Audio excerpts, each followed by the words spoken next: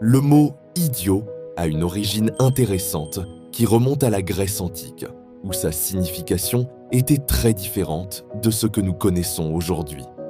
Explorons l'histoire et la transformation de ce terme au fil des siècles. Origine de la Grèce antique.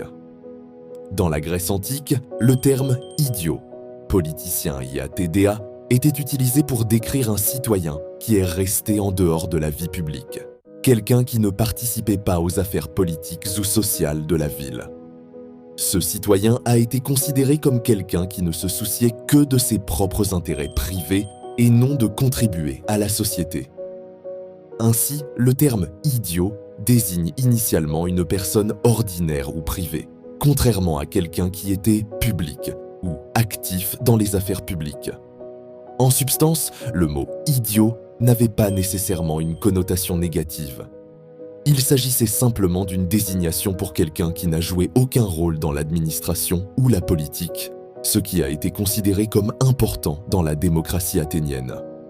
Cependant, la signification a commencé à changer parce que, dans la culture grecque, être un citoyen actif dans la vie politique était considéré comme un devoir et un signe de vertu.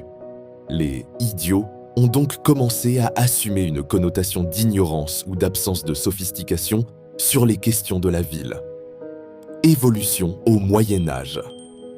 Lorsque le terme « idiot » a été adopté par le latin médiéval, il a commencé à prendre une signification plus négative. En latin, le terme a évolué pour désigner une personne ignorante sans connaissance technique ou érudit.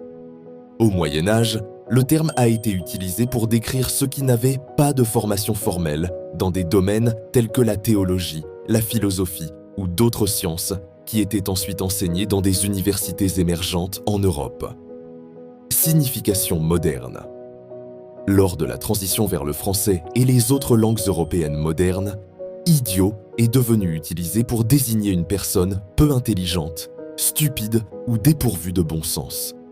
En portugais, « idiot » a cette connotation négative en référence à quelqu'un qui manque de discernement ou qui commet des actes stupides.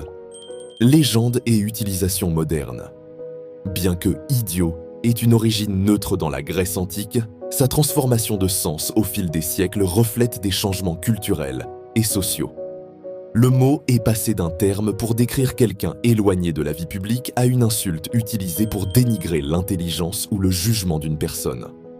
Aujourd'hui, l'emploi du mot « imbécile » est courant dans de nombreuses langues et cultures, généralement comme une forme d'insulte légère, bien qu'il continue d'avoir un ton méprisant. Ce changement illustre comment la signification des mots peut évoluer de manière spectaculaire au fil du temps, selon le contexte social et historique dans lequel ils sont utilisés. Le voyage du mot « idiot », d'une description neutre d'un citoyen privé à une insulte à la capacité intellectuelle, est un exemple clair du pouvoir du langage et de la culture dans la construction de sens.